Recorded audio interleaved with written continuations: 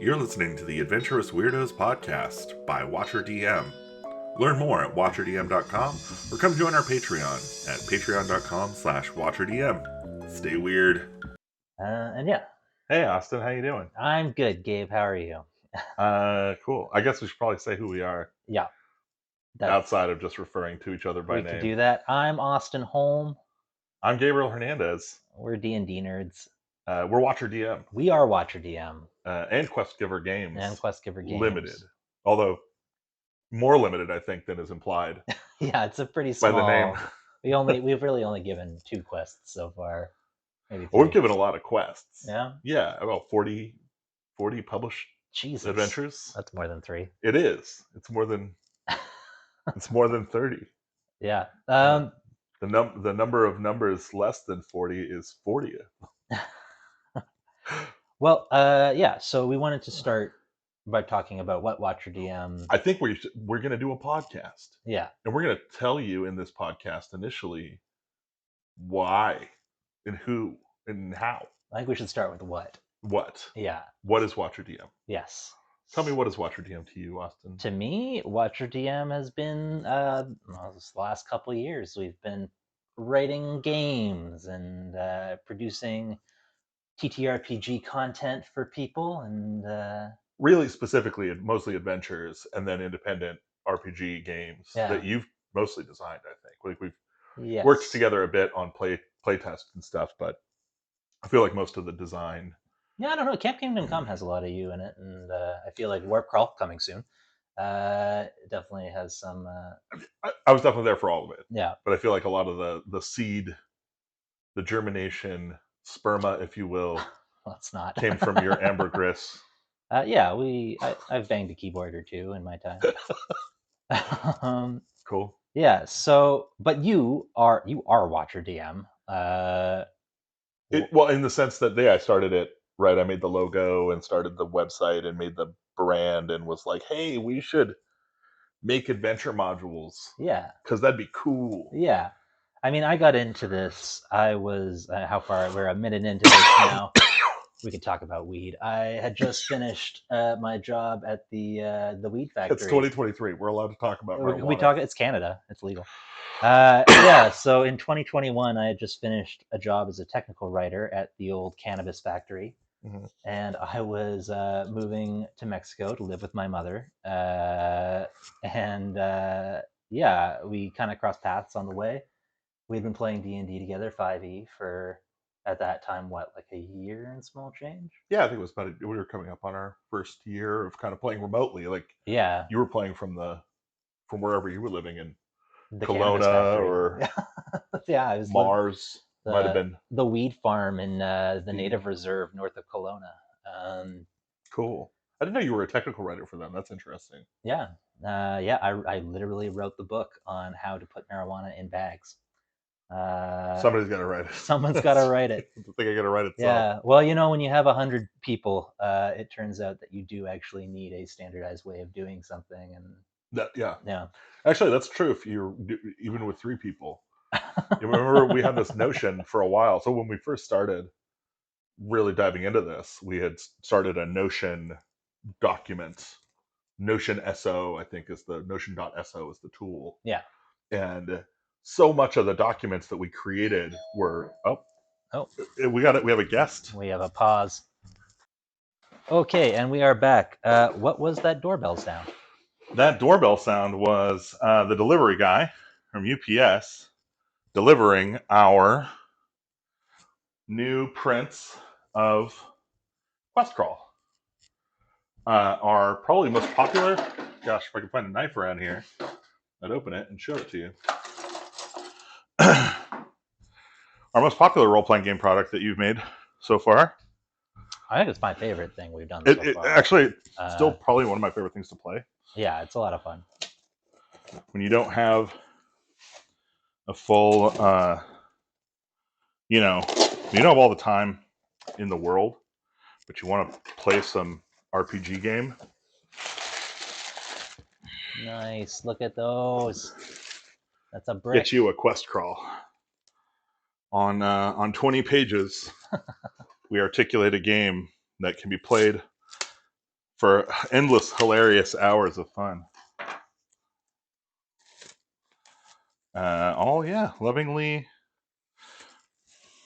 Lovingly put together and printed at Mixen. Beautiful. I love that texture. Note the new website, the web address is on there because we had somehow managed to fail to put our web address in there. And I noticed that the credits are no longer on a sticker. Yeah, that's a big step we forward. had made a mistake in the original credits, and so I had to update them. But yeah, looking good. Always fun to see these. I got to send these off to our Canadian distributor, Cloud Dream Games, Cloud Composed Dream. That's your end, man. Don't look at me. Composed Dream Games, I think, is actually the name of the company. Yeah, you can pick up our stuff there. Beautiful. As well. Yeah, always nice to get new stuff in the mail. And actually, these prints look fantastic. They look better than the last ones. Looks like a good clean cut too. Very nice. Interesting. When you buy one, you'll be extremely happy with it. I think. Yeah, go pick them up. You can actually find it. There's questcrawl.com as our official website for this product because it was so much fun to make that we made our own website for it. And correct me if I'm wrong, but if people want to check it out, if they go to like DriveThruRPG or questcrawl.com or whatever itch.io, this is one of the ones where we have basically the contents of the thing. The whole thing is available in preview, right? I think you can get like an image of what's on the the two-page version. The print version is only available through WatcherDM.com. Oh, interesting. Yeah, and then also what we send to Composed Dream Games. Mm. So get them while they're hot. We have 100 of them. Anyway, gosh, I dived us off a cliff, but we were talking about. Yeah, well, the doorbell guy dived us off a cliff. Right. We were pushed. We didn't do it on purpose. Okay. Yeah, we were pushed. It wasn't jumping. We're trigger warning. Oh, jeez. Yeah, but we were talking about how we got started in this. I was complaining about being unemployed after my experience in the cannabis industry. But when I got down here, you were already kind of in motion. You had talked to someone. I had taken a class. That's right. I had bought and paid for a series of YouTube classes from DM Dave Hamrick. Mm-hmm. Dave Hamrick. And they were okay. They were largely concerned with what legally was required to kind of use to make D&D content, which felt trickier in 2021 than it does today, I feel like. But well, they changed things, and I think that's part of we can dive right into the next, because that's kind of like we started this in 2021. I think it was 2020. I think our first stuff came out in 2021. That might be true. Yeah. Well, I had published Strange Ways Festival, yes, and Desecration at Silverfire Abbey, yes, like just on my own before actually, here's what happened. I took the stupid class. I went to go make the stupid adventure, and I realized I'm not a writer yet. Yeah, I mean, yes, I don't know. And it was my opinion of myself. Yeah. I realized everybody's it's a journey. Yeah, of acceptance, I think, mostly. As you've pointed out to me many, many times, we are our own worst critics. It's true. It's true. And so I made the determination myself that I was like, well, I shouldn't write these. I'm okay at some things, but writing isn't one of them yet. I want to work with somebody to write before I really dive into writing my own, so I can kind of see how it's done and learn my own limits and kind of play in the space, work with somebody while writing. Yeah. So that was the idea, and then I met you in person and was like, hey, what do you want to do this together? And then I fled the country. And you fled the country. I think from Mexico you wrote Doom Desert. Yeah, was written in Mexico. Well, Divisible Man. Yeah, but yeah, Divisible Man entirely. Moon Elves Masquerade entirely. Wow. A lot of Doom Desert got written on the plane. Yeah, it feels like it's a trip. It's a ride. Yeah, Doom Desert is a ride. You know, it's interesting actually, because with Doom Desert, like, not to be too self-important, but like, yeah, like, so we, my beautiful wife and I, although we weren't married at the time, they were living in sin. We were living in sin. Which is exactly how I like my writers. 5 years of Anglican school did nothing for my soul. But yeah, I mean, like, we had been laid off during COVID. As I finished my technical writing, they decided they did not need me anymore. Funny how that works out. But yeah, you know, when you're just kind of sitting around hoping your job comes back, that's a bad time to be drinking. And yeah, I mean, knowing that I was kind of going to make a change in life and stuff, I feel like Doom Desert felt really cool to me because I got to kind of express some stuff. And I think it was our friend Jack who said, you know, it's kind of cool. You get to play an adventure that's kind of about addiction, and you get to be at the bottom of a bottle for the whole thing. It's kind of, you know, I don't know. There's layers. I like stuff like that. I think it's Yeah. fucking fun. Yeah, no, it's cool. Actually, I feel like an idiot. I did not at any point put that together until you just said that. I honestly, I didn't put that together until Jack was like, "Yo, like, you're really clever," and I was like, "Yes, I am, Yes, Jack." we're all clever. Well spotted, my intelligent friend. You cracked the code.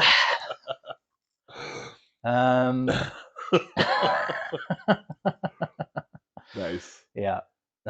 So but okay, so that was 2021, I think so.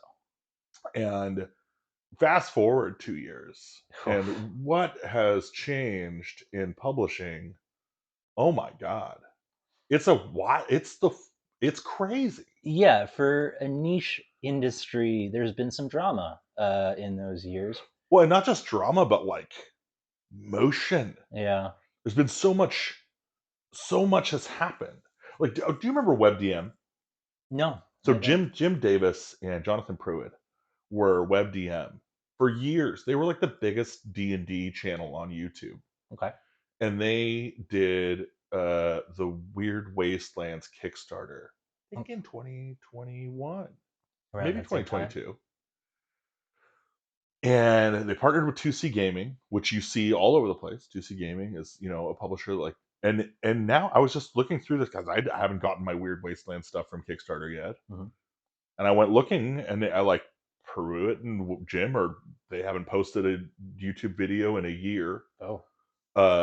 You know, and out to Jonathan Pruitt, by the way, who's, I know his family's going through some stuff, so take your time. Like, you do you. If you're burned out, like, you do you. And to Jim Yeah. Davis too, like, if you're burned out, like, do you. But to hear it from ex-employees and stuff, 2C Gaming is not doing great. Yeah. And this is one of the big heavy lifters of the whole Kickstarter RPG scene, was 2C Gaming. You saw them partnering with all kinds of people. You know, Ghostfire Gaming is another one that has partnered with all. So you kind of see these like RPG production companies pairing up with these kind of influencer, tastemaker, you know, people, and then, you know, kicking out these Kickstarters. And I think what I've seen anyway in the industry over the last 2 years has been the awakening of the realities of Kickstarter, which is that Kickstarter is not a golden goose. No. It's barely reasonably paid for advertising. Yeah. And it's a platform to get eyes on your stuff.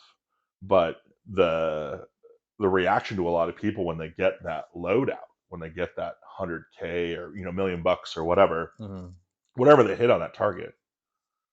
Dang it. We're good. You know, like, what you do with that money from that point on is it's all burn. Yeah. You've got nothing else coming in. Yeah. And this is watching. I've always watched Wormwood. I don't know. Do you ever heard of Wormwood? No. They're a furniture company. They do custom D&D furniture. That's cool. It's like gaming tables and stuff. They're really high end, really crazy stuff.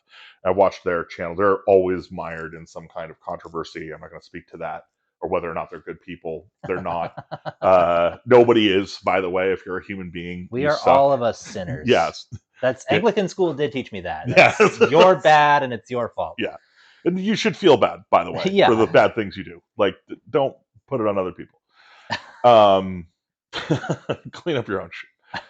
But these guys are, they're like the serial monogamists of of Kickstarter. Oof. They just pump out Kickstarter after Kickstarter after Kickstarter.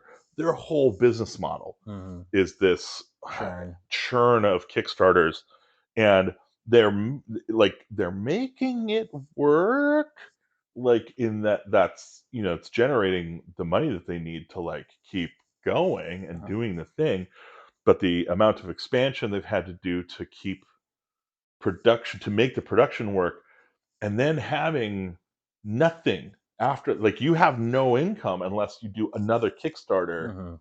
to then make use of all that material, like you've just invested in wood and factory floor and all this stuff. And to think about it from like printing a book, Yeah. right? We've printed a few A few. out of like 40 adventure modules that we've published. I think 4 or 5 of them are available in actual print like copy. Drawn And from the margins. Get it now. yeah, drawn from the margins. Troika. Shout out to Daniel Sell for knowing a good thing. Yep. But like we did all that through Drive-Thru RPG. Mhm. Print on demand. Yep. Because the actual logistics of printing a book are so absurdly expensive. Yeah.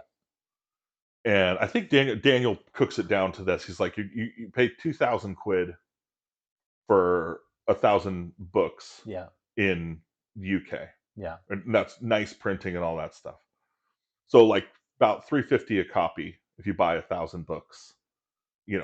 Like $3.50 American. I think it probably comes out to like $5 Canadian. It used to be $5 Canadian, but let me tell you, the pound has not done well recently. I don't Oh know if yeah, you've been is it? following the news, but the UK is in free fall. Anyway. Well, geopolitics and currencies aside, and again, his article was written back when I'm sure that bought more. But the cost of printing a book is not cheap in the slightest. No. And getting a book printed, the thing is that like when you print to even get that price, you're basically committing to having 1,000 copies of the thing Yeah. on hand. If you haven't sold half of that, and actually I think the model that Daniel proposes in his blog post is charge 10 times what you pay for the book. Yeah. So if that was $5 Canadian, right, it's $50 for a book, which is actually honestly pretty close to what our costs are, even from print on demand. Mm-hmm. Luckily, we don't have to, Check the margins so ridiculously high. because we don't have to carry the stock. Yeah. It'd be nice. It'd Yeah. be nice to have to carry stock Yeah. and be able to put in the effort and go whatever. And so we tried that with the zines through Mixam, Yeah. which is, I think, honestly, I think it's a good printing option It's for awesome. These are really nice. for small press. I think these definitely work. They look great on stands. They look good at booths and conferences. These have sold out at the conventions that we've sent them to. Is this technically our second printing? It's Is their that second printing. That's cool. It's cool. No. Yeah. We did this with Quest Crawl, and we did it with Motel Zotel, Mm-hmm. which are both this beautiful zine print. And then we've got in the Drive-Thru RPG print on demand bucket, we've got our Drawn from the Margins with Troika. Yep. Warp Crawl is ready to go, but we're holding off on account of AI controversy, which maybe we should. Honestly, I kind of think maybe we should do it pay what you want, or I mean, obviously, if there's paper copies, that's a whole different thing. But like, I don't know. We'll circle back to that. Yeah, let's talk about it. And then we've got Bitter Feast, which is available for print. Yeah. What else do we have that's in print? Anything else? I think we've covered it. Oh, Tomb of the Vampire General. Tomb of the Vampire Our General. first and only Quest. Kickstarter, and our first and only Quest module. Yeah. Jesse Brown. Again, and somebody else who I kind of pulled in on this at the same time, and have worked with kind of this whole time. Mhm. Just saw him a couple weeks ago. We went out for breakfast at Tippers. It was Yeah. nice. Yeah, it was nice. It was good to see him. He's the one who's playing Aegon. Oh He yeah, was yeah. telling us that we should try out Aegon, and I'm down. I'm definitely down for that. Yeah, Jesse's written some good stuff for us. We do have Billy Bellboots Boogie is kind of caught in production right now, but he did the Warlock Joes for us, which Warlock Joe's Dungeon for Babies, Tower of Power, Snakes in a Dungeon, and my favorite Dark Vegas Vacation. I think was actually when you're two writers kind of working in the same area, I think there's a very easy to be like, oh well, I don't. But Dark Vegas Vacation was really great. I think highly of it. A lot of fun. Did you? What did you guys both work on in the Dark Vegas series? Oh, what do we both work? I just mean both working at the same time, like especially because at that time we were releasing a 2-page dungeon every month. Yeah. And so of course there's like 12 slots in a year, and Jesse, uh, son of a bitch, total asshole, is way quicker than I am. He's very, very prolific. He's good with deadlines. There's a word for that? A jerk. He's a jerk. That's called Yeah, time being better than management. me at things. Go fuck yourself, Jesse. But He says with love yeah, and but admiration. yeah, of course, when you're in a situation like that, I think it's very easy to be like, oh, I don't like this, I don't like that. Dark Vegas Vacation, awesome. Go check it out. It's really, really good. The whole thing is there's kind of this like desert world where the sun has gone out, and kind of there's this like Vegas themed mummy Luxor kind of vibe going on. You have to go to this dead planet. You're protected from the cold. You have to steal back the emblems for Warlock Joe from this mummy lord inside like a fake Luxor. I think it's really great. Actually, we don't even have to tell you about it now. Here, you can go check out the adventure guide on YouTube, That's our right. YouTube channel. Go do that. So yeah, check out the adventure guide for Warlock Joe's Dark Vegas Vacation and the other Warlock Joe's series. All again, fantastic stuff from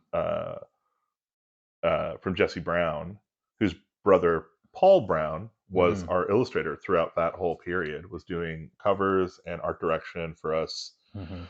ultimately landing us in really, really great art with The Privatized Little Hell, which you wrote, Mm-hmm. and is still it's in layout right now. Alicia Yo is doing the layout. Mm-hmm. We are slipping on the timeline for that, but for legitimately good reasons. Like, I lost my job. So that's them's the breaks. Yeah. Everybody's got to bootstrap and figure it out. Yeah. 2023. 2023, making content in 2023. Yeah. So the other side of this was, of course, the OGL debacle that we were talking Yes. about. I think you were trying to angle us into initially, Yes. and I don't know. Is that like I think the pivot there was that Wizards of the Coast, despite obviously being run by meatheads, Yeah. decided to Creative Commons the SRD. Well, I think under duress they decided to throw it to the commons. I think, At some level, they had no choice. yeah. I mean, they really. I mean, look, you at this point you are what 20 something minutes into a TTRPG themed podcast. I'm sure you, gentle listener, are well aware of the OGL debacle. But like, yeah, I mean, it's cool that they eventually threw it in that direction. I think what ultimately happened was their legal department said, "Hey, psst, you can't actually patent game mechanics, and this whole OGL thing you've got going on is a smokescreen covering the fact that the emperor has no clothes, legally speaking." Yeah, Uh, yeah, which I think is what has manifested itself in the branching of 5e. yeah. No, you were telling me about this earlier, but Yeah, so as far as I know, I think is it Paizo yeah, for decided. So Pathfinder. their Pathfinder 2. Oh no, it's Kobold Press. Oh yeah, yeah, yeah. Kobold Press came out with a 5e compatible role playing game Mm-hmm. and their own license, Yeah, the Orc license. right. And it's called Tales of the Valiant, but it is a 5e product. It is basically a clone Mm-hmm. of Dungeons and Dragons 5th edition, 2014 edition, Yeah. whatever. And then Advanced Level Up 5e is another company did the same thing. And don't quote me on that. I'm not actually sure what the company is that's making it, but that's the product that they're making. Is Advanced Level Up 5e. And then I know Dungeon Coach on YouTube is also making a 5e compatible product, DC20, and it's basically his homebrew of Yeah. whatever DC stuff is, and obviously they're not using the OGL, Yeah. right? Like, or if they are, they're using the bare minimum.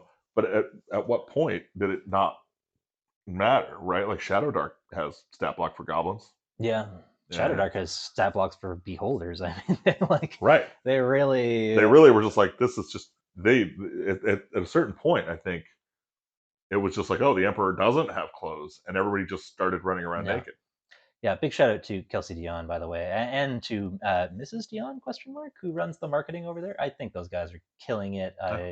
Actually, so Mrs. Dion, I think, runs a map company. Is that what She it is? does map illustrations, beautiful Oh, illustrated maps, fantasy maps.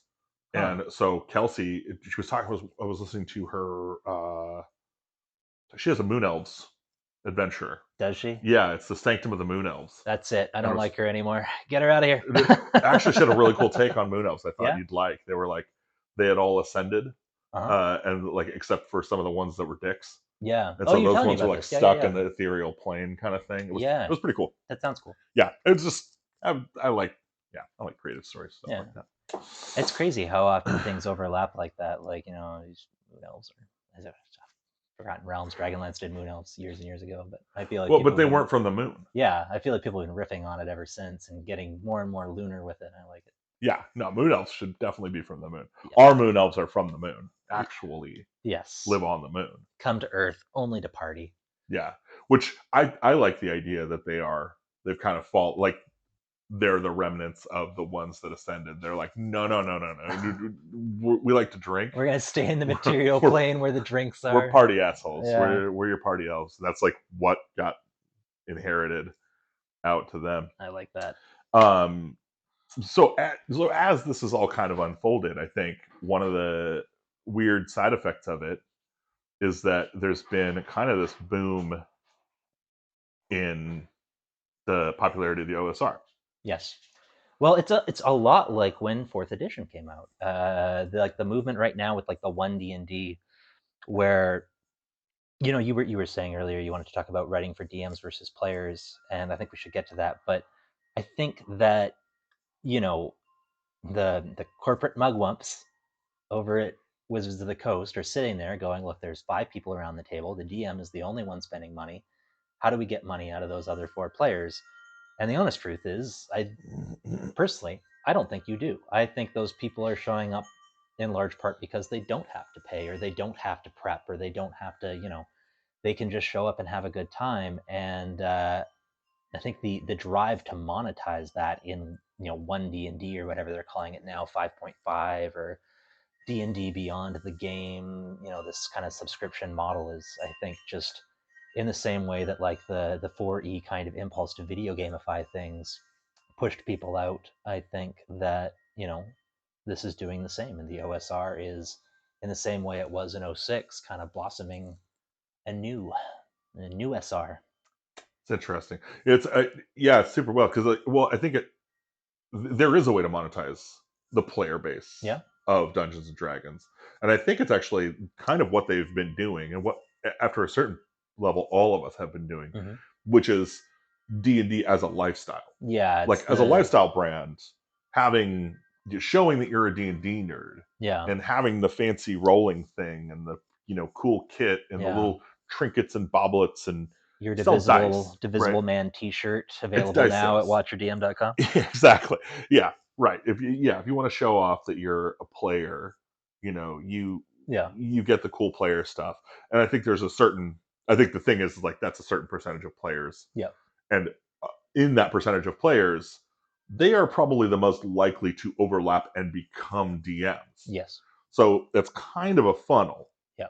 And I think that's where, like, if you really want to bring that spending up from Dungeons and Dragons perspective, I think making the tool set and the possibility space and the friction, like reducing the friction to becoming a DM, Hmm. is actually the best way to ensure that that income turns on at some point, Yeah, yeah, right? that's a good point. Because any player can be a DM, Hmm. but every DM is a player, Yes. you know. It's interesting that you say that in the context of OSR because lately I've been running uh, Lamentations. Don't hate, but I've really enjoyed our Lamentations so far. yeah. Well, it's a little different than most Lamentations games because there's not a lot of penises flying around compared to the modules they put out. Well, we're But not running the official no, modules. we're running BX with Lamentations rules essentially, and it's been awesome. I think Lamentations is of all of the sort of retro clones or OSRs or whatever you want to call it, I think Lamentations is so well designed compared to OSE or I mean you've been playing Blueholme. How do you find Blueholme? Oh, Blueholme is barely there. Yeah. Yeah, it's basic. It's basic D&D. It doesn't have anything in it though. It's Hmm. just super bare bones. Now, mind you, I'm playing with Tess, who has written modules for like Oh really? Monster, Oh, and oh, she's written all kinds of stuff. I had She's no been, idea. yeah, but she's been running us through like Dungeon Crawl Classics, and she Nice. ran us through Dragontown, JP Coover, and she just weaves them together. Yeah. Like she's just so old hat at this point. And she's like, oh Yeah. yeah, I take a cyberpunk adventure and I throw it together with Yeah. and she's in there. That's what it's all about. I That's mean, that's kind of what the OSR thrives off of, yeah. right? Is that like you can take, oh yeah, I read something out of Moon Elves I really liked. I slammed it into this other Yeah. adventure, and that's how the elevator works in this other place. It's like, Well, that's the great thing I was going to say about like kind of having that like player to DM, like making it easier to be a DM. I can't speak for every OSR game, but like running BX, running Lamentations, running OSC, running those kinds of simpler games. Oh my god, just as a DM, the prep is so much easier. Like it's so much less of a headache to just be like, it's not like I remember when we did Divisible Man and we needed a muse stat block because there's a big set piece where a man, half a man in fact, is at the mercy of his muse, and you kind of have to, deal with the muse. So it's like, okay, well, like let's get the Medusa stat block, and then of course it's not petrification. You're overwhelmed by inspiration, and then you need to change this, you need to change that, and she's vulnerable to psychic damage because she's a creature of art, and there's you got to tweak all the little bits. If you were doing that for Lamentations, you'd be like, 8 HD, D6 claw attack, and save versus paralysis, or you're stunned. You have to paint for the turn.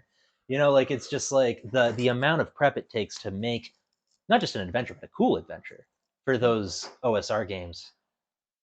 It's like after playing 5e for so many years, it's like a cold beer on a hot day. It's yeah. Well, I mean, I think the problem is that like in fifth edition, so much of the game is keyed off of what's in the stat block, mm-hmm, what's in the ability, what's in the actual, what are the skills you can use to overcome this thing. yeah, Whereas in OSR, you're just like, well, narratively, it's this. yeah, So figure out how to get around that, yeah, and like the players just have to deal with whatever, like they have to deal with it in a more tautological, it's just is what it is. mm-hmm, Uh, think it out.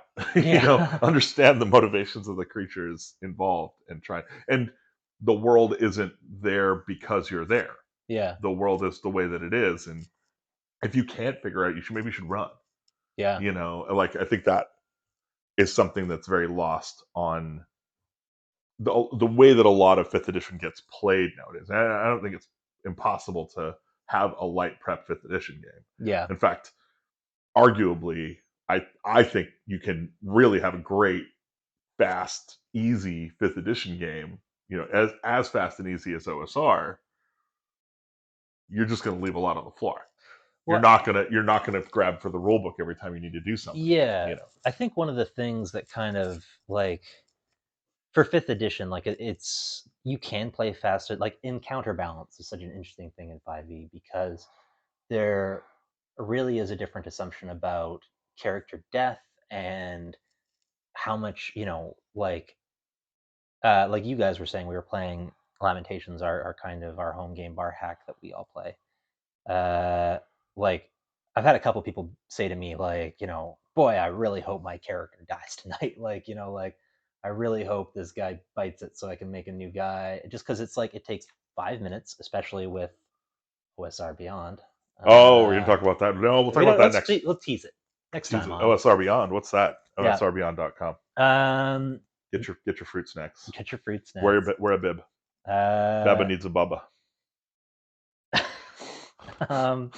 Yep. But yeah, I mean, like character creation is so simple. So killing off somebody is like, oh, whatever, it doesn't matter. We're all telling a story.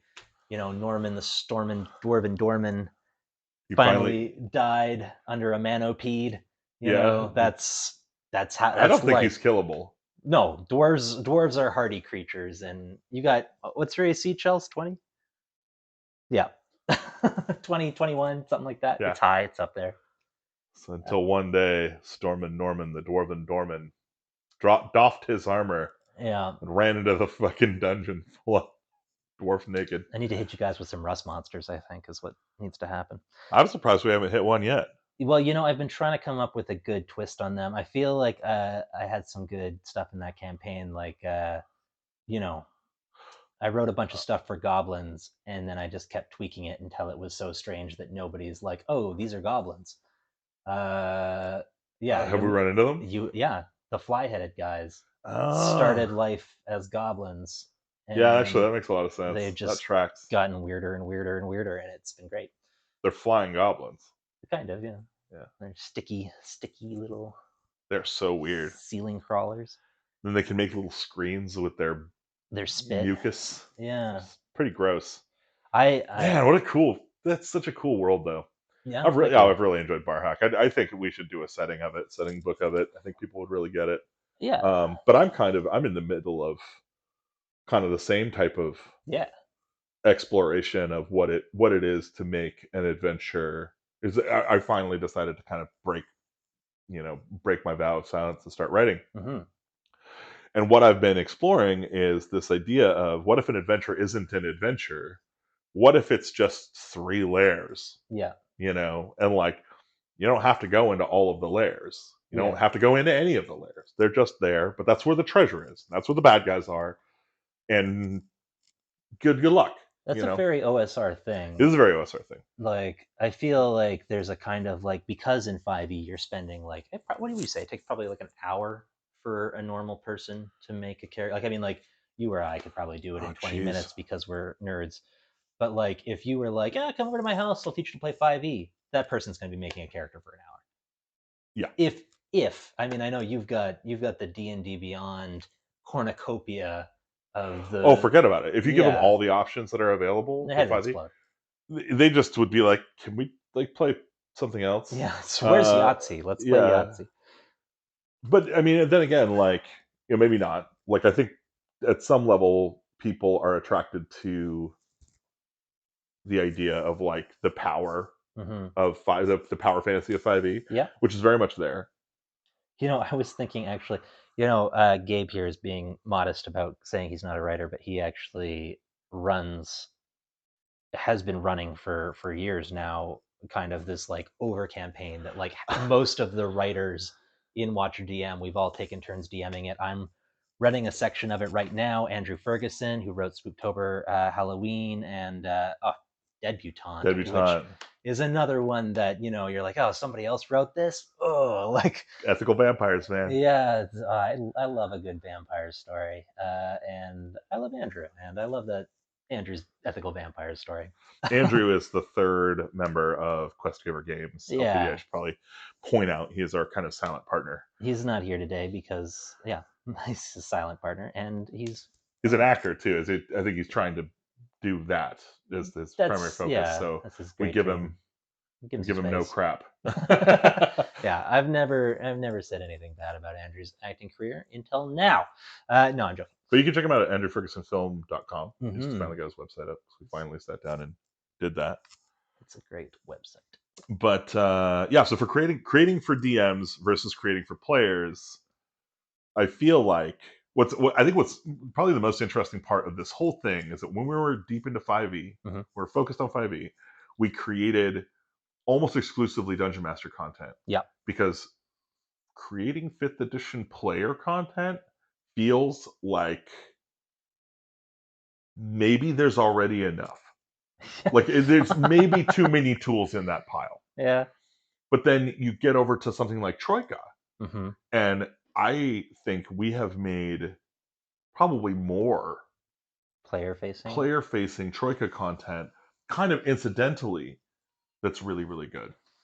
Yeah, you know, that's interesting because I don't think we've ever sat down and like set out to make Troika player content. No, it kind of falls out of. This is one of the things about like what Daniel Sells, saying no backgrounds in the new stuff, no new backgrounds. Mm-hmm. But it's like, man, new backgrounds fall out of every cool idea. They're so quick and They're just so easy to make. Yeah. It's like, if you didn't want new backgrounds, why'd you make the rule set so easy, So easy to build backgrounds for? Yeah. And those backgrounds are the entire character, which is yet another thing that it's like, the idea that there's two zoanthropes in the same party is absurd. The idea that there's two in the same universe is basically absurd. So like having, unless it's a derivative dwarf, literally, Yeah. I feel like having more than one person in the same background in one of these games is really kind of anathema to the notion of how to play Troika. Yeah, it's interesting. I always think there's kind of this unspoken promise in Troika. Well, I don't even know if it's unspoken, it might be explicit.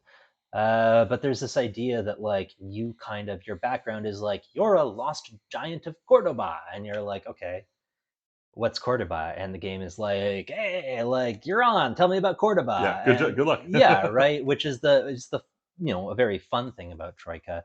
But like, yeah, if there's two of you, you know what I mean? You're kind of farming the same field a little bit. Yeah. Yeah, I could see it being tricky. I mean, I think if you rolled the same, probably most GMs would be like, "Yeah, roll again." Yeah, fair. Anyway, Troika, another favorite system of ours that we keep running back to, and I think we may just well start making it kind of exclusively for them at some point, or at least. I'd like to do some BXE stuff as well. I think. Yeah, I think that's a good idea. But Troika is a lot of fun.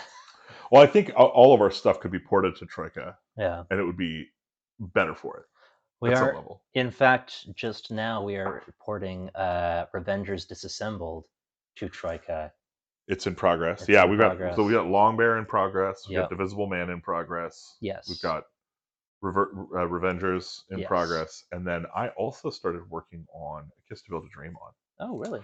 Yeah, because I think, honestly, the Wake Up Sheeple, Yeah. A Kiss to Build a Dream on, and Trouble with Dreams, Yeah.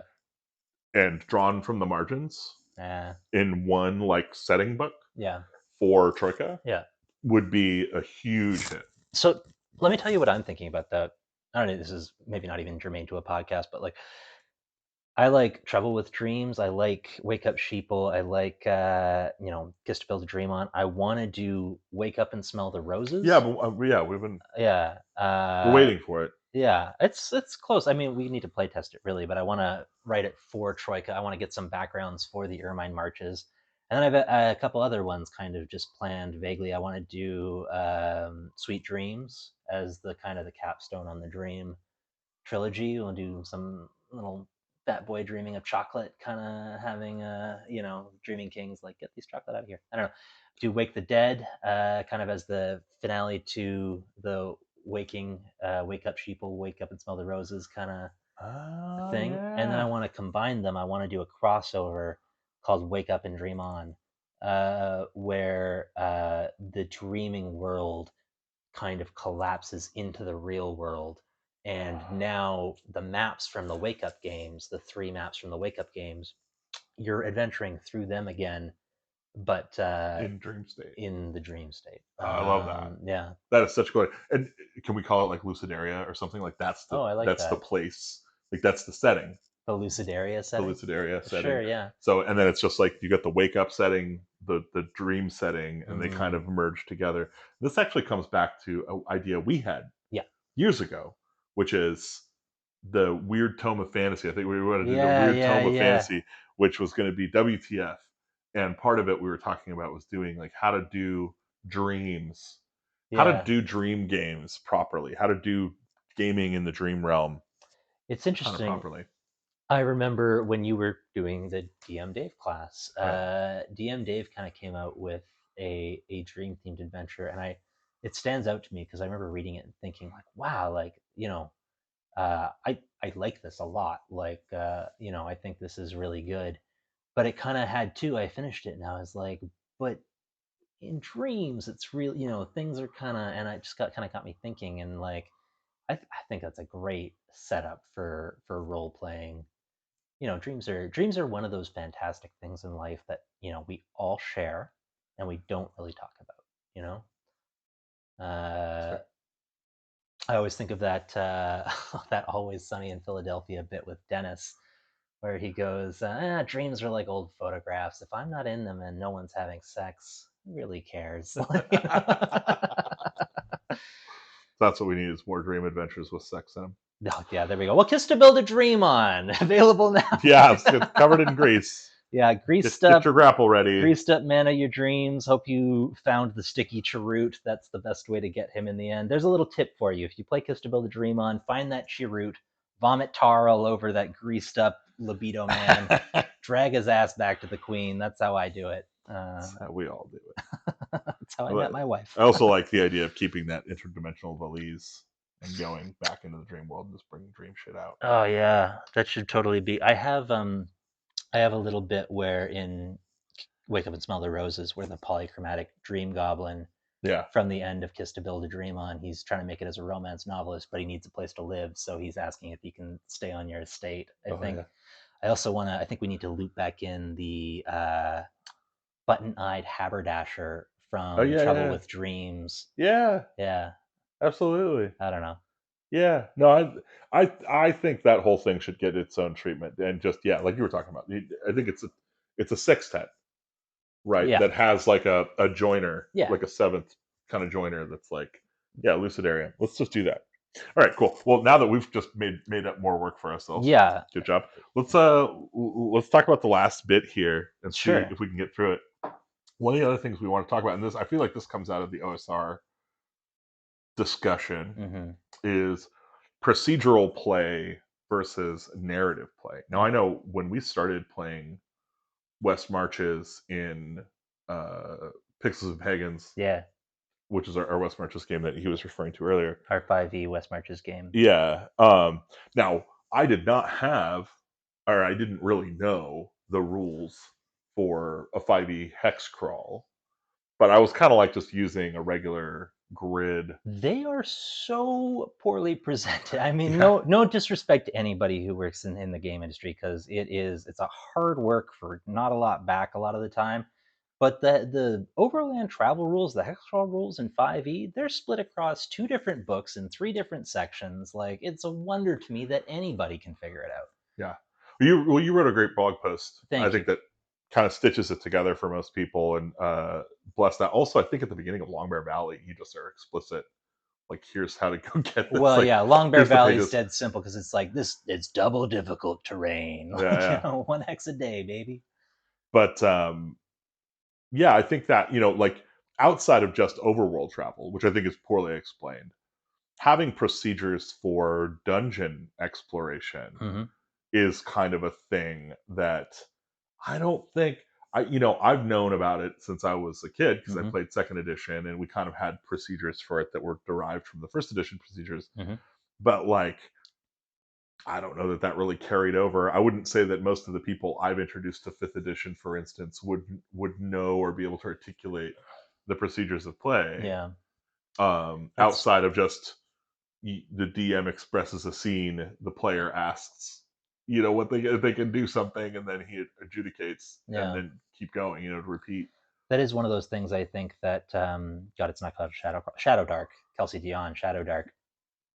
Really, I mean, I've only seen the quick start, and it didn't have overland travel rules, but the dungeoneering, the dungeon crawling rules, I think are well thought out in that, and kind of a 5eification of those of the old ways. Uh, Way in the dark one. Yeah, right. Well, we should definitely sit down then and play some Shadow Dark. We got to. We have to. Yeah. But it sounds like we're ready for it to be a super good thing. Then again, we recently played Morkborg, which I was excited. I was Yeah. anticipating with great excitement, and kind of felt pretty deflated after running it. But maybe it Yeah. just was maybe the material. I don't know. I mean, people do say Morkborg, kind of the third party content community for Morkborg, I think is, one of the big selling points. I believe the game you ran, the game you ran was It was the adventure included in the in the module. I think in the it's called book. Rot Black Yeah.